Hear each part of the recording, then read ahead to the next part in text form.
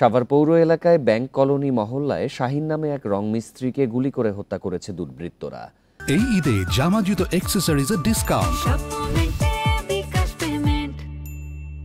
সোমবার রাত 9:15টার দিকে এই হত্যাকাণ্ড ঘটে। পুলিশ ও স্থানীয়রা জানিয়েছে, নিহত শাহিন ব্যাংক কলোনি মহল্লার বরুণের অটোমোবাইল ওয়ার্কশপে রং মিস্ত্রির কাজ করতেন। সোমবার রাতে স্থানীয় এমপির বাড়িতে সামনে দিয়ে হেঁটে যাওয়ার সময় তার মাথায় 2 রাউন্ড গুলি করে পালিয়ে যায় দুর্বৃত্তরা। এতে ঘটনাস্থলেই তার মৃত্যু হয়। খবর পেয়ে পুলিশ ঘটনাস্থল থেকে মরদেহ উদ্ধার করে। সিসিটিভি ফুটেজ বিশ্লেষণ করে হত্যাকারীদের শনাক্তের চেষ্টা চলছে বলে জানিয়েছে পুলিশ।